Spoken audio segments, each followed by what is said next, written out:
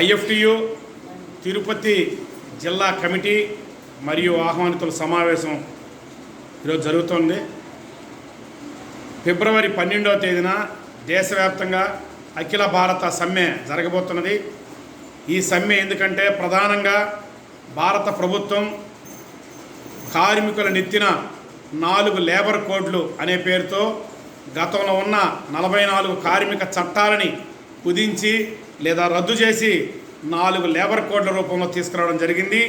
ఈ 4 లేబర్ కోడ్ల వల్ల కనీస వేతనాలు రావు, పని గంటలు సరిగా అమలు కావు, స్కీమ్ రంగాల కార్మికులకు రావాల్సిన కనీస సౌకర్యాలు అమలయ్యే పరిస్థితి లేదు. ఇప్పుడే స్కీమ్ రంగాలు అంగన్వాడీ కానీ ఆశా కానీ మధ్యాహ్న భోజనం అనేక ఇబ్బందులు పడుతున్న పరిస్థితి ఉంది. అదేవిధంగా భవన నిర్మాణ కార్మికులకు సంక్షేమ చట్టం ఉన్నా అది అమలు కావట్లేదు. ఆటో హమాలీ కార్మికులు కూడా సంక్షేమ చట్టం కావాలని చెప్పేసి ఈరోజు పోరాటం జరుగుతున్న ఈ నేపథ్యంలో కేంద్ర ప్రభుత్వం కేవలం కార్పొరేట్ సెక్టార్కి అనగా అంబానీ, ఆదానీ లాంటి వారికి మేలు చేకూర్చే విధంగా ఈరోజు కేంద్ర ప్రభుత్వం చేస్తుంది. దానికి పెద్ద ఎత్తున ఏమాత్రం తేడా లేకుండా తగుదనమ్మా అంటూ మన రాష్ట్ర ముఖ్యమంత్రి చంద్రబాబు నాయుడు కూడా వ్యవహరిస్తున్నారు.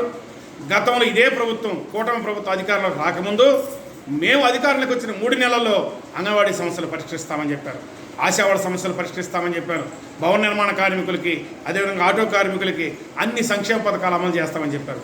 కానీ ఈరోజు అంగన్వాడీ వాళ్ళకి అమలు అవుతున్నటువంటి సంక్షేమ పథకాలన్నీ కోతకు వస్తున్నారు. అంగన్వాడీ వర్కర్లని ప్రభుత్వ ఉద్యోగులు ఈరోజు నెట్లో చూపిస్తూ ఉంది. ఇది చాలా దారుణమైనటువంటి పరిస్థితి. ఇవన్నీ మార్పు చేయమంటే మార్పు చేయటం లేదు. పెద్దోళ్ళు ఒక సామెత చెప్పారు, దున్నపోతే దూడ మేయబోతే ఎద్దు అని. ఆ పద్ధతిలో ఈరోజు మన కార్మికుల దగ్గర పనిచేయించుకోవడానికి ప్రయత్నం చేస్తూ ఈ ప్రభుత్వం మాత్రం కార్మికులకు మొండి చేయి చూపిస్తుంది. రాబోయే రోజుల్లో పెద్ద ఎత్తున పోరాటాలకు సిద్ధం అవుతామని చెప్పని రాష్ట్రం ఉన్నటువంటి కూటమి ప్రభుత్వానికి కేంద్ర ప్రభుత్వానికి హెచ్చరిక చేస్తూ ఈ సమావేశంలో పలు నిర్ణయాలు తీసుకొని అన్ని సంఘాలు కలిపి రేపు 12వ తేదీన ఐక్యంగా పెద్ద ఎత్తున అఖిల భారత సమ్మెను జయప్రదం చేయబోతుందని చెప్పి తెలియజేస్తున్నాం.